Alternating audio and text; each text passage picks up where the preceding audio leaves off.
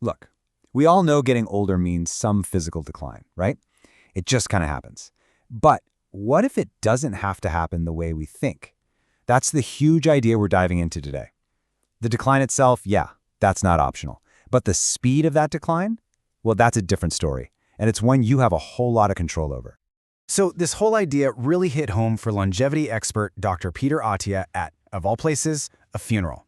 He's sitting there, right, thinking about the person they're honoring, and boom, this huge epiphany hits him. It wasn't just that this person had passed away. It was that for the last few years, they hadn't really been living, you know? The daily aches, the things they just couldn't do anymore, it stole all the joy from their life and they just sort of faded away. And that experience led him to create a name for this final, critical chapter, the marginal decade. It's a powerful way to think about it, isn't it? It's not just about counting down the years. It's this specific time where your physical health becomes the absolute gatekeeper to your quality of life. I mean, it determines everything, your joy, your ability to connect with people, all of it.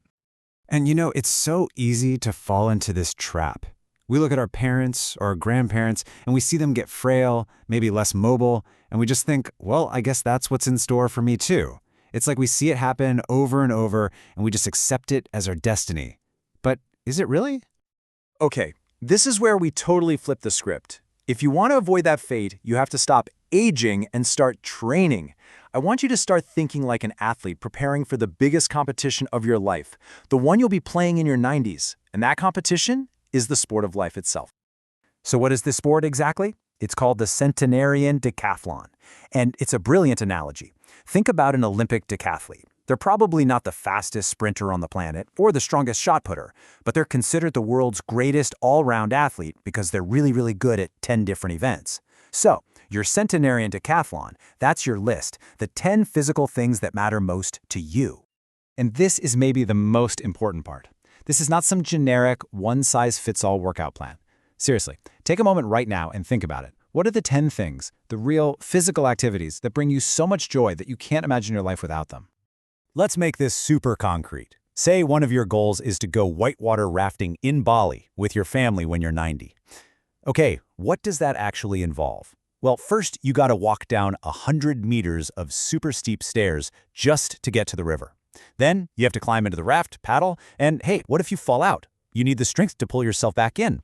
And after all that, you have to climb all the way back up those stairs. See? Every single goal, whether it's that trip or playing with your grandkids or just being able to lift your own suitcase into the overhead bin, it all breaks down into specific physical tasks. That's your decathlon. All right, so you've got your list of 10 events. Awesome. Now, how in the world do you train for it? Well, it all boils down to a training plan built on 3 fundamental pillars. These are the things that are going to build a body that's tough and resilient for the long haul. First up, you've got strength. This is the foundation for literally everything. I'm talking about opening a pickle jar, picking up your grandkids, getting up off the floor. Next is cardiorespiratory fitness. Think of this as the horsepower of your body's engine. And finally, there's stability and power. This is your body's built-in insurance policy against injury. It's what keeps you balanced, quick on your feet, and safe. Okay, let's zoom in on that second pillar for a second, because it contains what might just be the single most powerful predictor of how long you're going to live, period. It all comes back to that engine we were talking about. The way we measure the peak performance of that engine is with a metric called VO2 max. Here's a simple way to think about it. Your body is like a factory. It takes in oxygen and uses it to burn fuel, food, to create energy. Your VO2 max is simply the maximum output of that factory. It's the absolute most oxygen your body can possibly use when you're going all out. And I really want you to hear this. The importance of this number is, well, it's hard to overstate. Dr. Attia puts it bluntly, there is not a single other thing we can measure in the human body that is a better predictor of how long you will live than your VO2 max. Nothing else even comes close. So, okay, how big of a deal is it really? Let's do a little thought experiment. Imagine 2 groups of people. In one corner, you've got folks in the bottom 25% for cardio fitness, for their age and gender. And in the other corner, you have the elite, the top 2%. The difference between those 2 groups? The people in that elite top 2% group have a, get this, 400% lower risk of dying from any cause compared to the low fitness group. Just let that number sink in for a second. A 400% difference. That is an unbelievable advantage. All right, pillar number 3.